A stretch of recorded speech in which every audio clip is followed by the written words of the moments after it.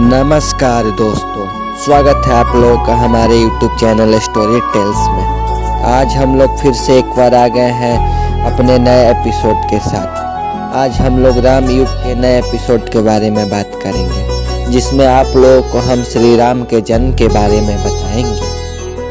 तो आइए पॉडकास्ट शुरू करते हैं। कौशल प्रदेश, जिसकी स्थापना वैवस्वत मनु ने की थी, पवित्र सरयू नदी के तट पर स्थित है। सुंदर एवं समृद्ध अयोध्या नगरी इस प्रदेश की राजधानी है। वैवस्वत मनु के वंश में अनेक शूरवीर, पराक्रमी, प्रतिभाशाली तथा यशस्वी राजा हुए, जिनमें से राजा दशरथ भी एक थे। राजा दशरथ वेदों के मर्मज्ञ, धर्मप्राण, दयालु, रणकुशल और प्रजापालक थे।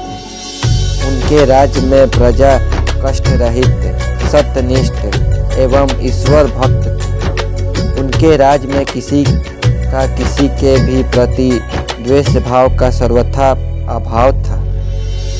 एक दिन दर्पण में अपने कृष्ण वर्ण केशों के मध्य एक श्वेत रंग के केश को देखकर महाराज दशरथ विचार करने लगे कि अब मेरे यौवन के दिनों का अंत निकट है और अब तक मैं निसंतान हूँ। मेरा वंश आगे कैसे बढ़ेगा तथा किसी उत्तराधिकारी के अभाव में राज का क्या होगा। इस प्रकार विचार करके उन्होंने पुत्र प्राप्ति हेतु पुत्र यष्टि यज्ञ करने का संकल्प किया। अपने कुलगुरु वशिष्ठ जी को बुलाकर उन्होंने अपना मंतव्य बताया तथा यज्ञ के लिए उचित विधान बताने की प्रार्थना की। उनके विचारों को उचित तथा युक्ति युक्त जानकर गुरु वशिष्ठ जी बोले, हे राजन, पुत्र यष्टि यज्ञ करने से अवश्य ही आपकी मनोकामना पूर्ण होगी, ऐसा मेरा विश्वास है। अतः आप शीघ्र अश्वमेघ यज्ञ करने का तथा इसके लिए एक सुंदर श्याम कर्ण अश्व छोड़ने की व्यवस्था करें। गुरु वशिष्ठ की मंत्रणा के अनुसार शीघ्र ही महाराज दशरथ ने सरयू नदी के उत्तरी तट पर सुसज्जित एवं अत्यंत मनोरम यज्ञशाला का निर्माण करवाया तथा मंत्रियों और सेवकों को सारी व्यवस्था करने की आज्ञा देकर महाराज दशरथ ने रनिवास में जाकर अपनी तीनों रानियां कौशल्या, कैकेयी और सुमित्रा को यह शुभ समाचार सुनाया। महाराज के वचनों को सुनकर सभी रानियां प्रसन्न हो गईं। मंत्रीगणों तथा सेवकों ने महाराज की आज्ञा अनुसार श्याम कर्ण घोड़ा चतुरंगिनी सेना के साथ छुड़वा दिया।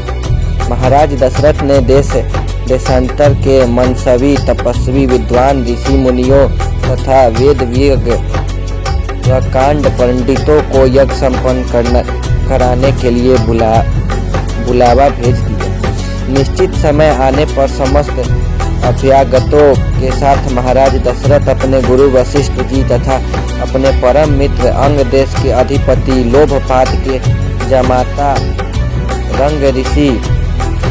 रिंग ऋषि को लेकर यज्ञ मंडप में पधारे।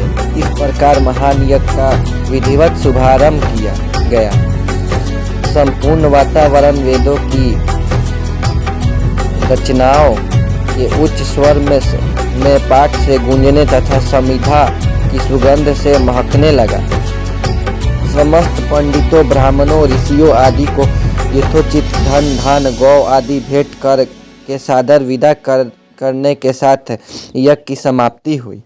राजा दशरथ ने यज्ञ को प्रसाद चरा और अपने महल में ले जाकर अपनी तीनों रानियों में वितरित कर दिया।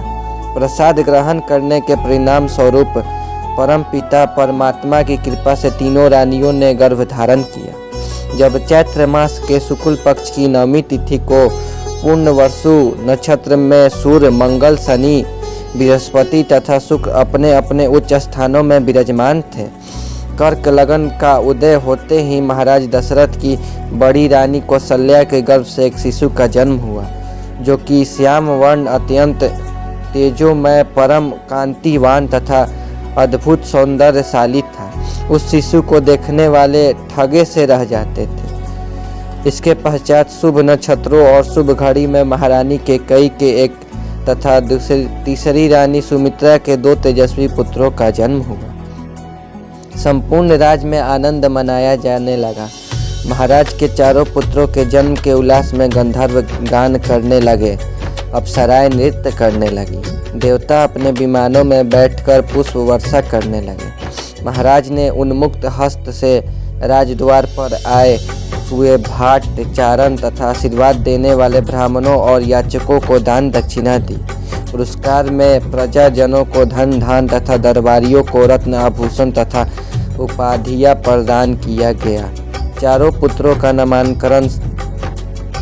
नामकरण संस्कार महर्षि वशिष्ठ के द्वारा कराया गया तथा उनके नाम रामचंद्र, भरत, लक्ष्मण और शत्रुघ्न रखे गए।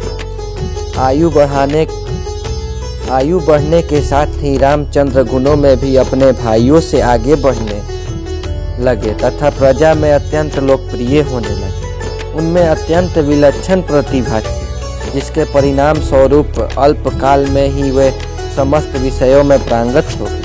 उन्हें सभी प्रकार की अस्त्र शस्त्रों को चलाने तथा हाथी, घोड़े एवं सभी प्रकार के वाहनों की सवारी में उन्हें असाधारण निपुणता प्राप्त हो गई। वे निरंतर माता पिता और गुरुजनों की सेवा में लगे रहते थे। उनका अनुसरण शेष 3 भाई भी करते थे। गुरुजनों के प्रति जितनी श्रद्धा भक्ति इन चारों भाइयों में थी, उतना ही उनमें परस्पर प्रेम और सौहार्द भी था। महाराज दशरथ का हृदय अपने चारों पुत्रों को देखकर गर्व और आनंद से भर उठता था।